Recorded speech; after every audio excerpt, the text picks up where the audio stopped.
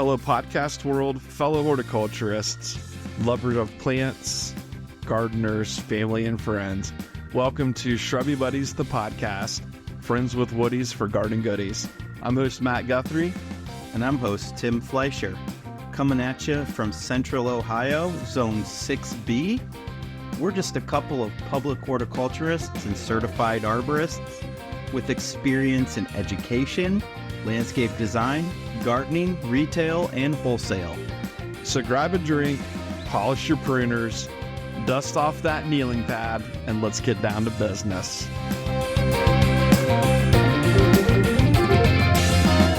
Hey, Shrubby Buddies, and welcome to this week's episode of the podcast. I am Matthew C. the First, joined with Timbuktu from Kalamazoo. Timmy Fleischer, how are you, buddy? I'm actually from Westlake. Yeah, but in this episode, you're from Kalamazoo. All right, that's cool. How are you? I'm good. How are you? Good. How are you? Good. Better than you are. Impossible. You're probably right. So what's new, Tim? Timothy, what's new in your world? Oh, man. Let's see. What's new in my world? It's just an exciting time of year. It's a busy time of year. Yeah, in a good way. Mm-hmm. You know? I like spring. Me too. Hate summer, love fall. I like to see the awakening of Yeah. the plants around us coming out of gloomy winter. Although when we start getting those anything like 80 degrees and above, I miss those winter temperatures. But Yeah, Megan actually mentioned that she looked out at over our gardens in the backyard and said, I wish they could just stay like this all season long. yeah. Like lush and green. She's like, I don't even care about the blooms of this and that and that. I just want it to stay like this. Well, I mean, she's on to something. she's there. on to something, but, you know, there's still a lot of great things to come, Yeah. right? Oh, well, that's a great thing. It's just ramping up. Yeah. Ramp it up, baby. Just ramping up. So Yeah, it is. It's been nice out. We've had some rain. So a weird sunshine coming through now on a rainy day, but that's all right. we've had some sunshine. We've had some more weather. We had great weather for Mother's Day. We did. Yeah. So, Happy Mother's Day. Belated Mother's Day, mothers. Hope you enjoyed our last episode. We put up a nice Instagram post with lots of colorful pictures. I think we forgot to mention in that episode that all these great colorful things that are just like bang in your face, but we didn't talk about things that they go with. Yeah. So I think that's what the pictures, put photos on Instagram did, was they gave you an idea of how they could work together, right? Yeah, absolutely. Yep. So yeah, it busy Mother's Day weekend for me. I worked all weekend in the greenhouse. We killed it, crushed it. Just, you know, Dutch Mill did $6 million probably. We did $6 million. We sold 48,000 hanging baskets. Woo. No, actually those numbers aren't true, but it was a busy weekend. All I did was, it seemed like, obviously customer service, number one, right, in retail, but just hanging basket up, take hanging basket down, load hanging basket, put new hanging basket up, take hanging basket down. You know, People love those hanging baskets. Yeah, they're easy. Dude, we sold the shit out of them hanging baskets this weekend. But yeah, everything's coming alive. Everything's greening up. Real nice. The grass is growing. Perennials are starting to flower. And yeah, I'm excited for spring to be here. Yeah, we after work today, on our way here to Matt had to stop at Costco to get some snacks. Yep. And as we were leaving Costco, we noticed the parking lot islands, and there were some really nice islands just full of catmint, right? Yeah. And it was glowing. It was bright. I don't know. Yeah, I'm not sure which one it was, but I stopped and pointed out. You did. It was like, I know. bro, I saw it. Like, look at this. That stuff's glowing. It's funny how you can take, it's such a simple pedestrian plant and just make a parking lot island into something amazing compared to bare soil, or the parking lot island adjacent to it was just, it was kind of like spottily planted with Stella daylilies. And knockout roses. Yeah, and then there was one that was full of low-growth sumac, and it was just like lazy. And then this catmint one was like kind of lazy too, but Looked good. it did the It job. was banging. And just a PSA for those of you that have catmint or plan on using catmint, it blooms throughout the season if you shear it back. So it's not like the salvias we talk about. They have a very similar flower, but once they're done blooming, they're done blooming for the most part. With these catmints, you can just like that. Right to the ground. Shear them back, and they'll put on another flush of blooms. And you might even be able to do that a second time. Yeah. Depending on the length of your season. You probably could. So, I would imagine. Shear back those catmints as soon as it's starting to kind of taper off on the blooming. Just do it. And while you're shearing the catmint back, you can listen to Ed Sheeran on your Bose headphones. If you want. If you want. I mean, I'm not going to, but No. maybe somebody out there is an Ed Sheeran fan. Scott. Probably Scott. Our boss is a big Ed Sheeran fan. Yeah. And his daughter Ainsley's probably listening right now, chuckling at us talking about Scott. So Scott loves Ainsley, please make fun of your father for us. He loves Ed Sheeran so much. I think some days he looks like Ed Sheeran. Like I'm like, oh wait, that's Scott. I thought like that was Ed thinner Sheeran. version of Ed Sheeran, though. Yeah. Like Ed Sheeran's kind of got that round face, but yeah. But And anyways, we digress. yeah. So in other news for us, we hit 2,500 podcast downloads, right? Yeah. Woo! Thank you for that. Do you like that? Yeah, more. Thank you. Yeah, so 2,500 downloads for our podcast, which is we have no clue what's good, what's bad. It's exciting for us. It's fun for us. We never thought that we would have 2,500 downloads, and that we would probably still be doing this every single week, week in and week out it's a little over a year's time now, but here we are. We're still doing it. We're still having fun doing it. We still enjoy people. I don't know. The other day, funny story. The other day I walked into Acorn Farms, and the girls that work behind the counter there are aware of our podcast, right? Of course, I had to drop that. But there was a kid, one of Megan's employees was in there picking up annuals or something, and he heard City Dublin, and he turned around, and he's like, wait, are you one of the shrubby buddies? And I was just like, yes. I was like, I'm Matt. I'm Megan's husband's best friend. So, but yeah, I don't know. It was funny. And then of course the girls behind the counter were cracking up. They're like, oh my God, you're famous. And I'm like, no, far from it. And when I go into Acorn without you, or with you, you know what they call me? Poor man's Matt, right? The poor man's Matt Guthrie. Yeah. Because that's how I identify there. Fun stuff. And I'm not going to call out who said this, but there was a woman who looked at me and said, oh, you're one of the scrubby buddies. That too. And that was kind of funny. Yeah, that is fun. So 2,500 listens. Thank you to all of our listeners. Thank you to all of our weekly listeners, new listeners, all of that good stuff. For sure. So, yeah. Anything else you want to add about this week? No siree. Nothing fun you've gotten planned? No fun projects you got going on? Nothing? I got all my annuals as of today are all in the ground at work. Yeah, congratulations. None at home yet. We don't have any pots planted at home, but all my work annuals are in, and I'm really, really pleased about that because now I can move on to other stuff. Yeah, mine are very, very close. Bedding annuals and stuff are almost in. I'm just waiting on some tropical foliage plants to get here to plant around the rec center, and I think those will be in either Thursday or Friday of this week. And you're still waiting on Sam to load those Angelonias in the truck, right? Well, he got that all. Sam got that all taken care of. Yeah, he was we sifted through all of those Angelonias, and we organized the flats or the trays so that we've got purples, pinks, and whites all in one tray, so we can just pull trays out and we can divvy them up where they need to go, and they're all preloaded, and we're not have to think about mixing stuff up. So yeah, so we're gonna have a little Angelonia mix. Cool. Pink, purple, and white. Cool. So yeah. Okay. Well, if that's all you got, then I guess we can just move on. Stigma anther pollen style. What's blooming? Crocodile. I can't do that. Try it. Good. All right. I don't have it in. What's a blooming crocodile? Yeah. So just like last week, lots of new stuff blooming. It's almost like there's too much to talk about.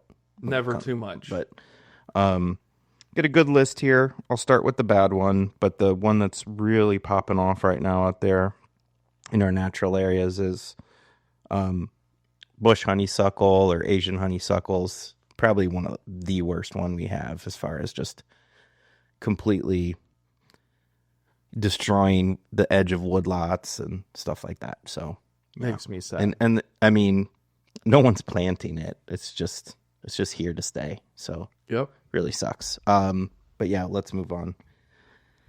I mentioned red horse chestnut last week. It's a hybrid of our red buckeye and the European horse chestnut. Folks, if you don't know this one, look it up. You've probably seen it everywhere. It's gorgeous right now, isn't it? Doesn't it just like make you like rubberneck every time you drive by one? Oh yeah, I almost took photos the other day for you. I was walking into, I had that doctor's appointment up in Westerville, whatever that hospital is up there across from Sharon Woods. St. Anne's. Yeah, St. Anne's, and I was walking in to the doctor's appointment at St. Anne's, and I was walking through the front door, and there was one to the left of the front door that was like 3 stories tall. The thing was massive, right up by the covered building. in those. This is beautiful. Pink. I mean, it's tropical looking. It just doesn't look like it fits. Problem is, it's really a one season plant as far as the buckeyes go, because it doesn't have any good fall color, and this particular one seems to, let go of life in late August. So enjoy it now. Yeah, but it is really it's striking. A real banger when it's blooming though, huh? Yes. Another tree that's blooming right now is the purple robe locust, black locust cultivar, purple robe. I don't plant them. The flower's really cool, but they're really weak branched, and storms take down branches all the time, but definitely something you notice out there.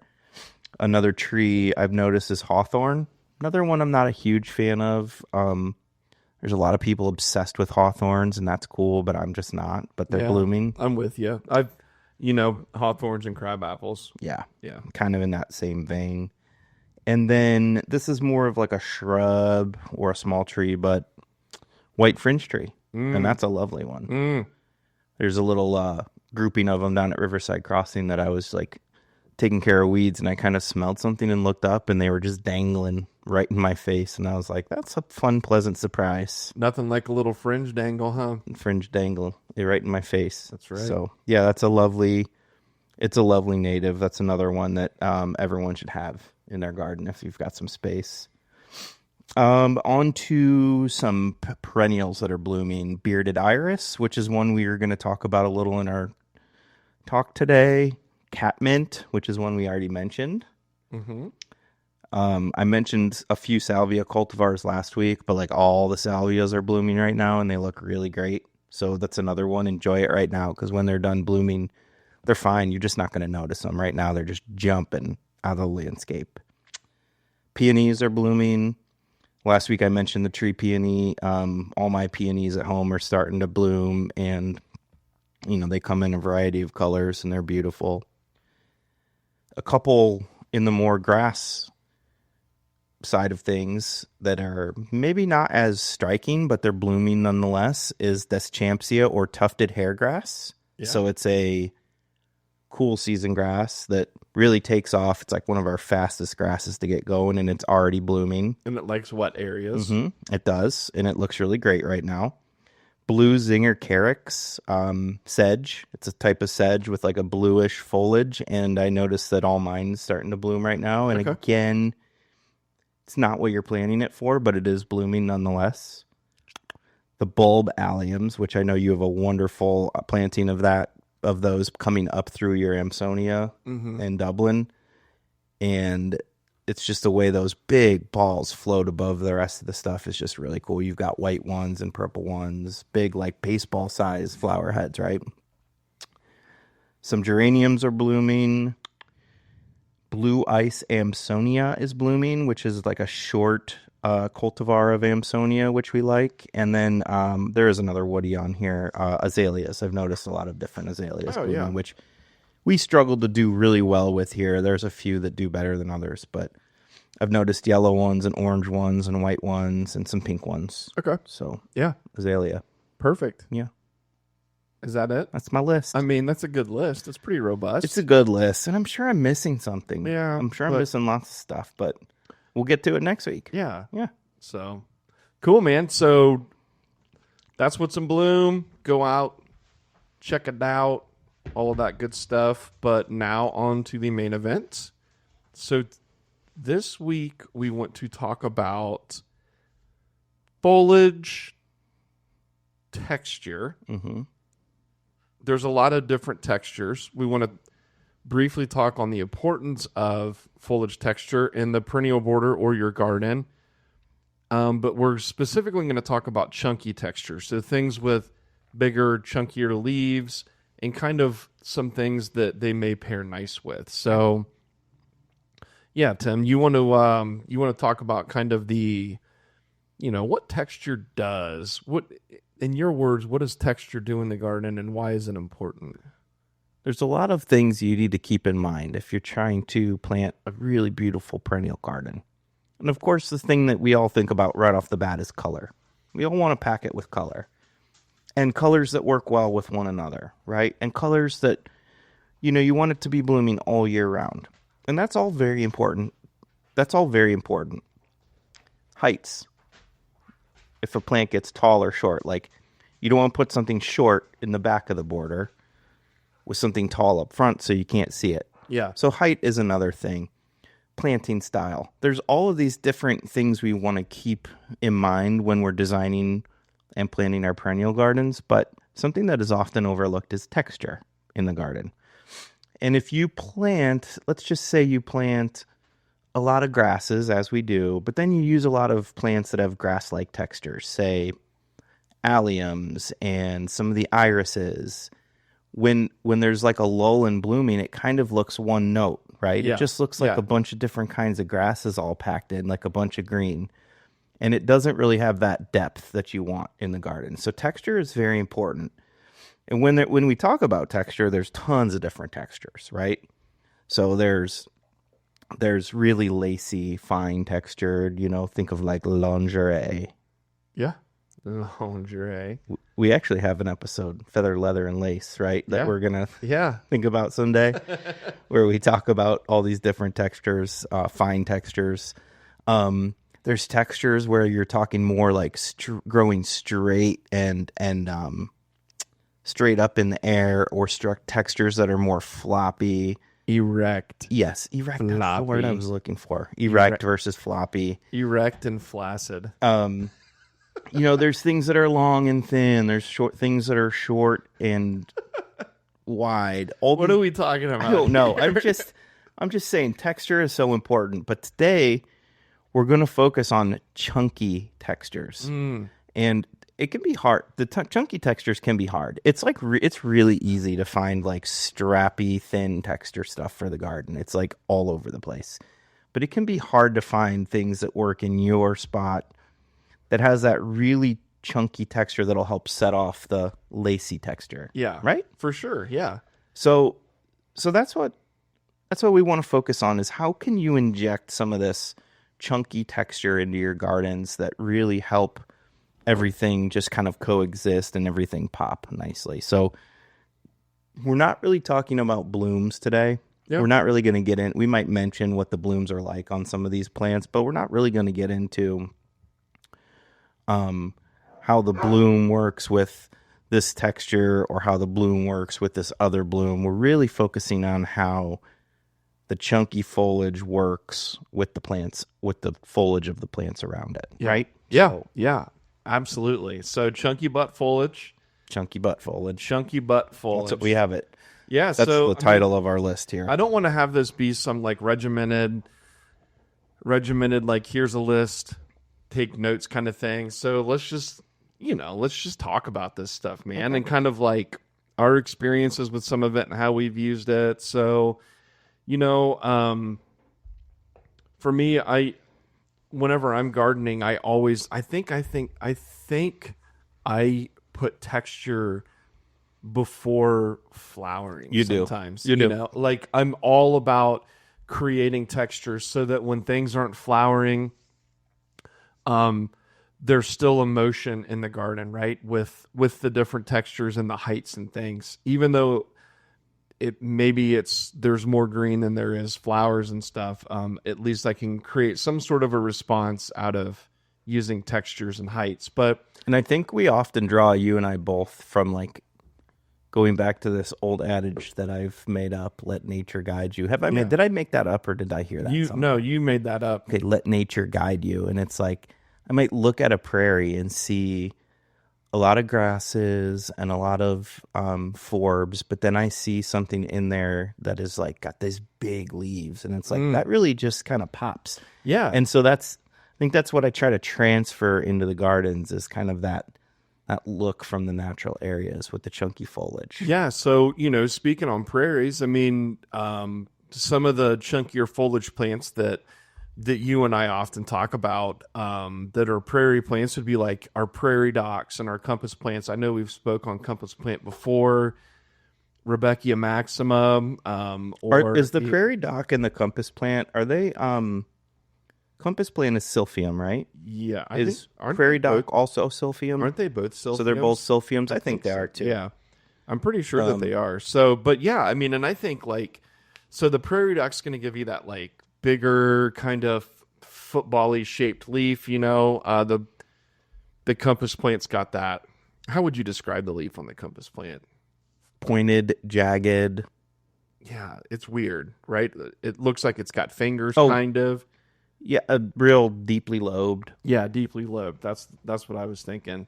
But yeah, and when you look across the prairie and you see like these compass plants and these prairie docks and things, and they're growing up through the finer texture foliage of like the big blue stems and the panicums and the little blue stems, and it's just like. And even though this is all random, how it's growing through the prairie, it gives it like a semblance of order. Like really I can transfer that into what I'm doing. And it kind of, I feel like sometimes it kind of gives your eye a break, if that makes sense. Like when you're looking in a massive prairie and it's like all of these fine textured grasses and these coreopsis that are growing, and maybe the more delicate leaves of like the Echinacea pallida, and it all kind of gets mumbled and jumbled together in the most beautiful way. But then you have the prairie dock and the compass plant that's just kind of spattered about. Yeah, breaks things up a little bit. And it breaks things up, and it just kind of eases the eye, if that makes sense. It allows you to look at the prairie in more of like segments. You know, you can kind of focus on certain segments, and it brings your eye in that way. And those two plants that we've been harping on can be used in your home garden ornamentally. Yeah, I would say if you have more space. Yeah, if you're trying to hit on that kind of like naturalized meadow prairie type look, and you've got the space for it, maybe you have a big lot out in the country and you're kind of going for that meadow look. Yeah, because you're not going to use like compass plant in a 3-foot wide border along the front of your house. It's just the plant gets like 8 feet tall. Yeah, so it just doesn't work there. Too big, too chunky for something like that. But yeah, and these plants, if you are using them in like a meadow or prairie type planting, like the grasses I mentioned, I mean, literally just let nature guide you. Where are these things? What are they growing with in nature? Mm-hmm. The panicums, the blue stems, so the ironweeds, all of these things.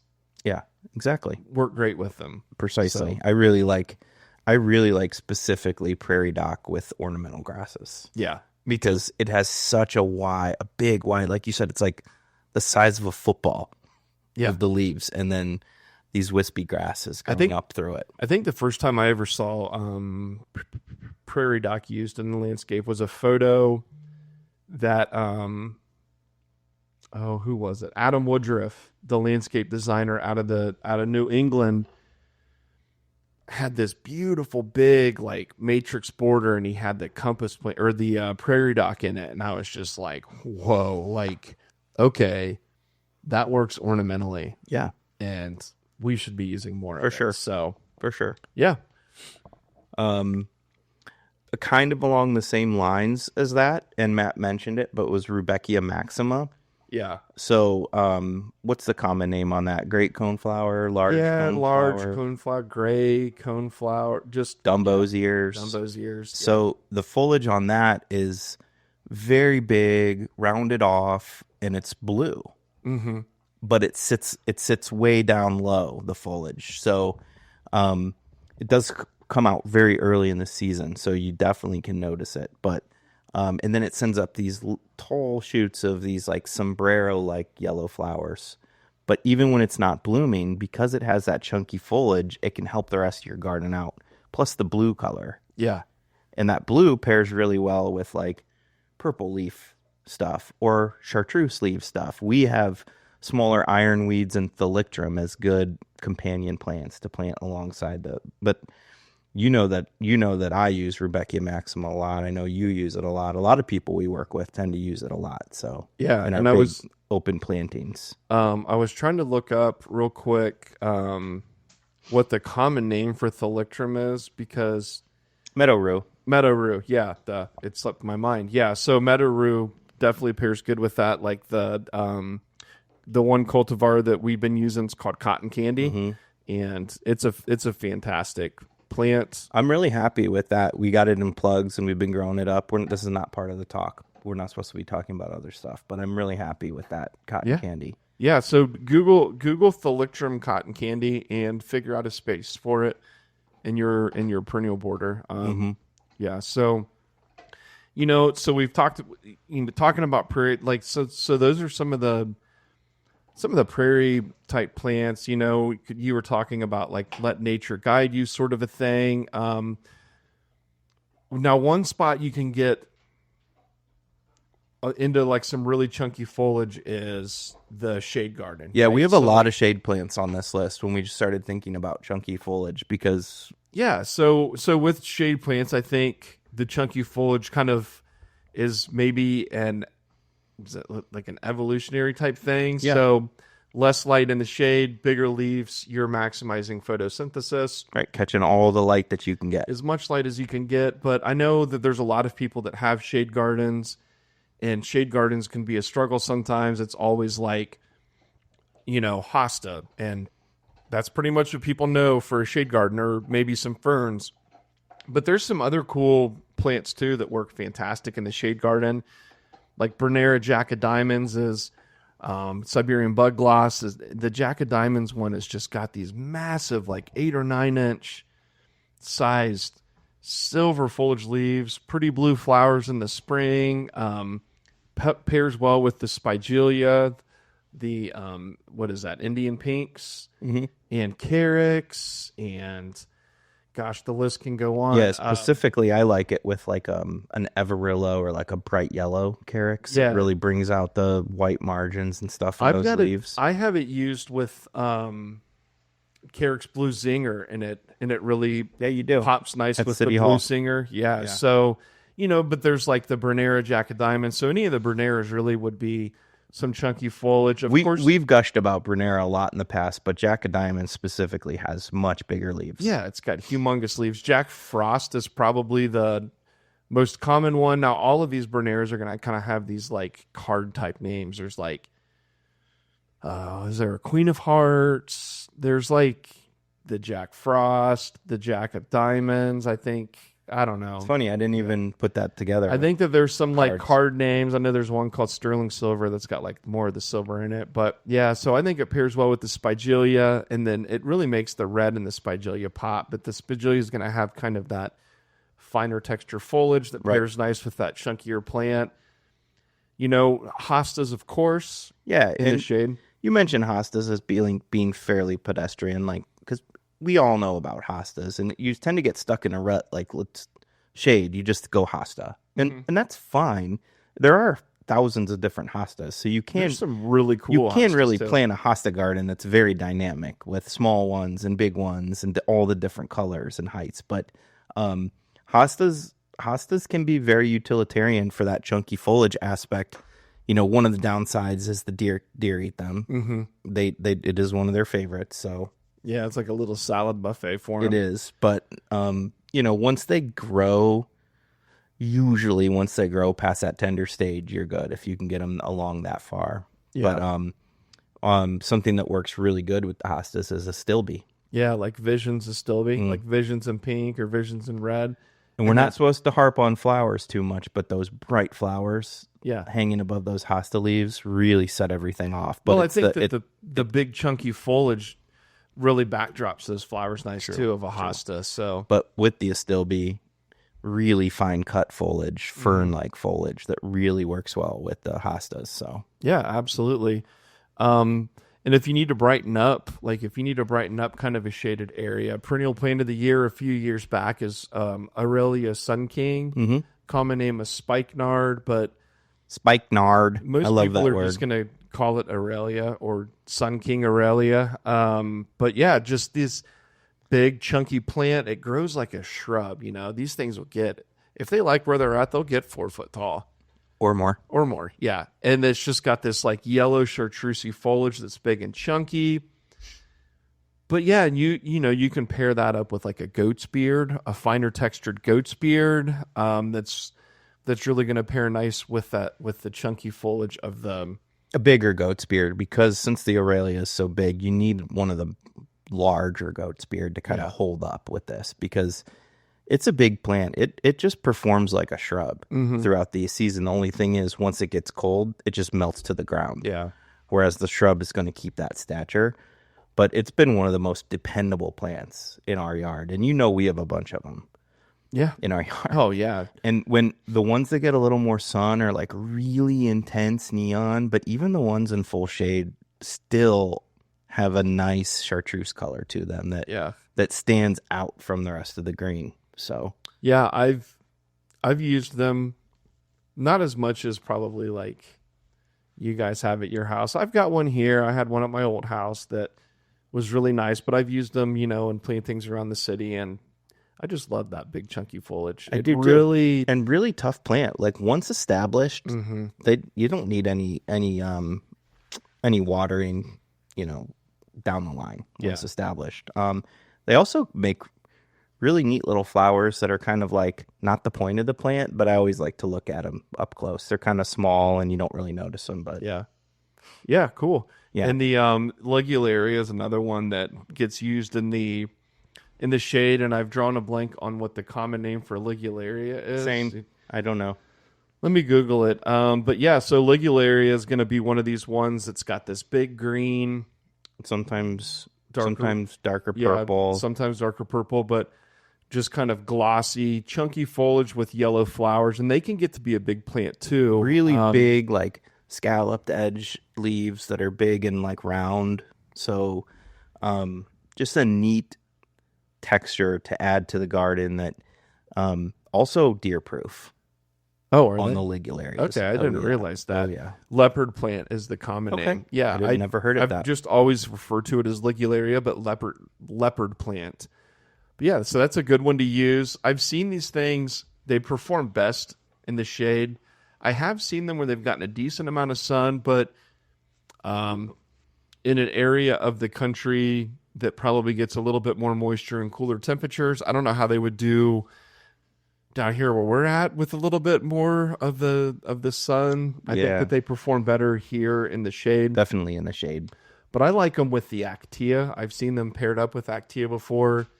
They're, again, another tall, dark, finely cut leafed foliage plant. I mean, it does flower, but we're not talking about flowers. So, yeah. So those are some good chunky butt and shade plants for you. I always think of another plant on our list, Regersea as, am I saying it right? I think. Megan, am I saying it right? Actually, it doesn't matter how you say it as long as you spell it right. Yep. But I always put that in the same category as Ligularia. It kind of has the same growth habit with big chunky leaves towards the bottom. The only difference with this one, the Regersia, is that it has the leaves are palmate, so they're instead of being like one big leaf, it's like many big leaves that create one leaf, and also can have purple foliage. And we picked up one in Asheville last year, and it's come out of the ground. It's one of the versions with the reddish purple leaves, and it looks really cool right now. So I'm excited to see, what that does, and if we're going to buy a whole bunch more of these things. That reddish purple too will pair nice with like a Hawkenacloa Oh yeah, grass. Like a yellow, like what is that? Aura's gold, something like that. I don't know. One of the yellow Hawkenacloa grasses or Japanese forest grass. like Aureola.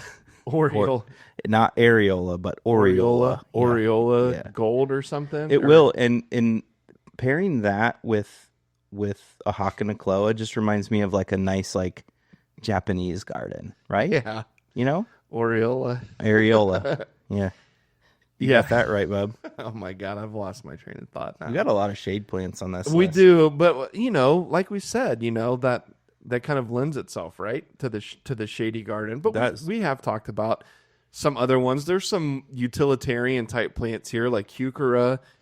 Heuchera is a good one that probably prefers a little bit of shade, but I've seen some of the heucheras out in some full-ass sun that do pretty well. But Heucheras are good because you can almost achieve any color you want with just foliage, Oh yeah, for sure. You've got your oranges and your coppers and your bronze, and then you've got reds and maroons and pinks and greens and silver purples and silvers. chartreuse. Yeah. So it's like the perennial coleus, if you know what I'm saying.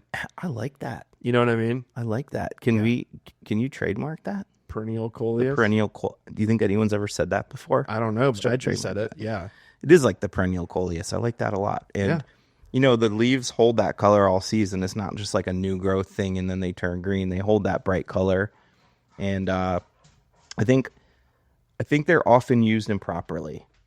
The heuchera. Like Explain. Like people just polka dot them throughout the landscape. One here and then one like 7 feet away. Oh, you know what I mean? Just a couple here. And I think it looks really good if you like mass them up. Yeah, and if you are just doing the kind of like one here and there better be a hell of a lot of plants in between them, if you know what I'm saying. Yeah, because we don't want to see no bare dirt. No, heavens no. But yeah, like maybe like a grouping of 3 or 5 in like a mass of carex would be nice. Heavens no. I like how you said that. Heavens no. You're saying some good stuff tonight. So like, get with me. 3 or 5 heuchera in like a massive carex. Like I love blue zinger, so think about a massive blue zinger with just like a good pop of like a dark purple heuchera in the middle of it. Yeah, like I don't know which one, but didn't you in that planting we were talking about with the Brenera and the blue zinger? Don't you have heuchera in there too? I do. Yeah, there's heuchera and there's tiarella too mixed in with it. Yeah, foam flower, which is similar, very similar to heuchera in a lot of ways. Yeah, absolutely. And on the same lines of heuchera, this would be like more for the sun though, but it's going to be a real similar foliage plant. Would be lady's mantle. You're not going to get the foliage colors out of lady mantle, and you're not going to get. There's not going to be a whole lot of variation between the different cultivars of lady's mantle, but still the same kind of shape, chunky texture. It's a scalloped leaf that has a dull finish to it. Yeah. Like when when the water beads up on it, it's really pretty and like a satin type finish. Yeah, exactly. And it's not the most showy plant, but it's one of those ones you're putting in the garden for foliage contrast, for texture contrast. It's exactly what we're talking about. Yeah. For sure, yeah. It's not a show. It's the flowers on her, whatever. Yeah, they're yellow I could do flowers, without the flowers. Not a real showy plant in that sense. Yeah, but definitely, we have a little grouping at home, and it's right outside our slider patio, so I always see it when I'm sitting on the couch, and it's kind of like nestled into one of the curves of my river of allium. Oh, okay. Yeah, and I really like the way those two look together when they're both like, neither of them have to be blooming either. It's just when they're both at their cleanest, greenest look, like this time of year, it just sets everything So off. allium and the lady's mantle. Mm-hmm. I'm going to put some lady's mantle into my front perennial border, but it's going to be up with some suslaria, the greenly hybrids that I have out there. And I'm really looking forward to that kind of chunky foliage kind of intermixing with the very fine texture of the greenly hybrid, the autumn grass. You need that out there. I do. Yeah, it's nice, but you're gonna next level that shit when you add the lady's mantle. You hear it here, folks. My landscape's just nice. What's the cultivar? The bigger one, Thriller. Thriller, I think, is the cultivar. Bigger leaves, bigger plant Yeah, profile. and it's just like a taller plant in general. The lady's mantle Thriller. I can't remember what some of the other cultivars are, but typically, though, they're going to stay in that probably like 12 to 15 inch tall range. I think Thriller will get up to more in that 2 foot, 2.5 foot tall kind of range on the lady's mantle.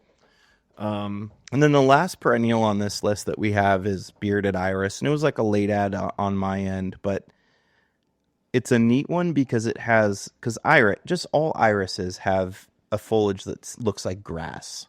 And some are wider than others, but the bearded iris have those real wide, like 2-inch wide blade. Their leaves are not blades of grass because they're not related to grass, but they look like grass. Very thick, strappy foliage. And they stand straight up in the air. Very erect. They're super erect. So they provide like a chunky foliage in a different way, where they're standing erect but in long, strappy, blades of grass. And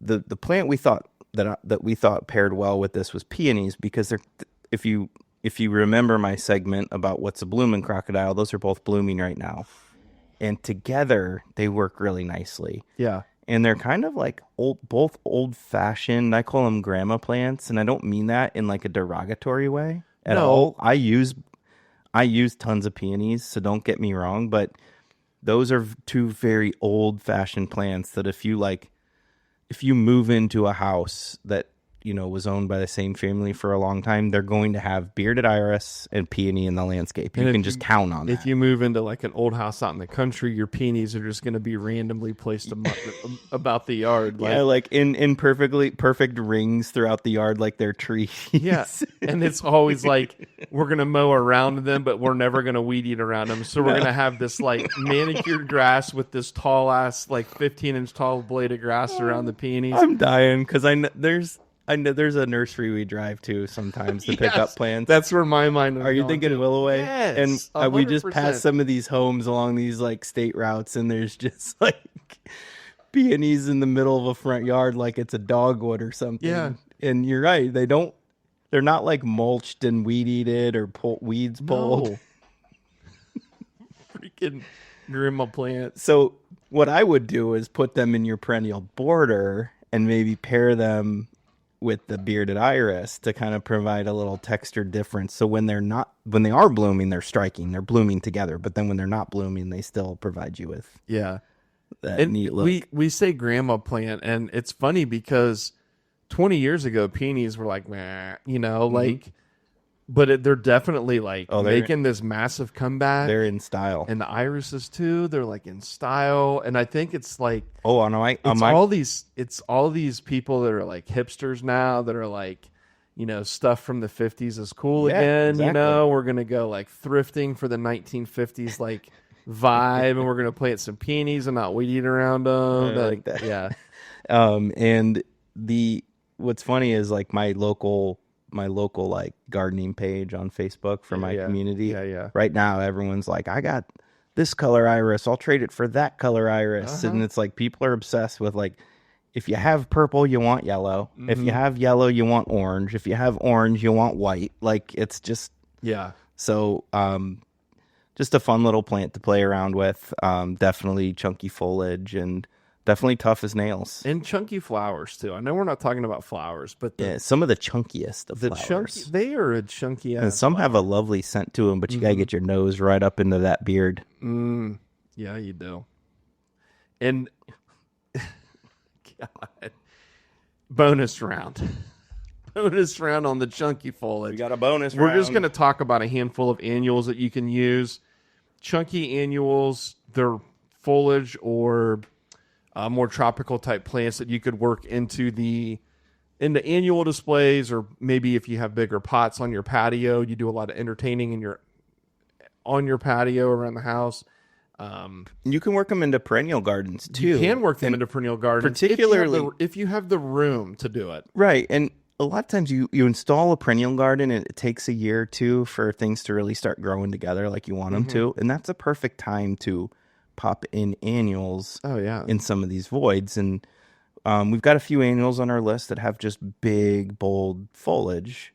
Also, some nice flowers, but we're talking about the foliage today. Yeah, alocasia, one of my favorites. So there's alocasia and colocasia, very similar plants, but the alocasias are going to have leaves that point more upwards, where the colocacias or the leaves kind of droop more downwards, I suppose. Did you have to double check that before this, or did you just have that on your head? I just had that on my head. Because I never can remember. I know they're different in that way. Yeah. But I can never remember which one's which. Yeah, so if you look at like an alocasia plant, the leaves kind of, it seems like they come right off of the stem. They kind of are more vertical, I suppose. Well, erect. Erect, yeah. And the colocacias, I hope I'm saying this right. If not, I'm a real dummy. But the colocacias have leaves that kind of are more horizontal or kind of are more flaccid and droop down. But again, some of these plants, I can't think of cultivar names right off the top of my head. I like Regal Shield. Okay, so Regal Shield is one that's got like is that the black foliage or the dark foliage? It's darker, yeah. Yeah, I think that's an alocasia. There's Lutea, which has got like the yellow stems that we can't seem to find anywhere, or I can't seem to find anywhere. If anyone can source me some just like 1 gallon pot or bigger Lutea alocasias, hit us up in the DMs because please. I'm really trying to find that plant. Yeah, I've had it dropped off orders twice now. It's actually a special one. It's for Barbara. Nicholas. Jack Nicholas's wife.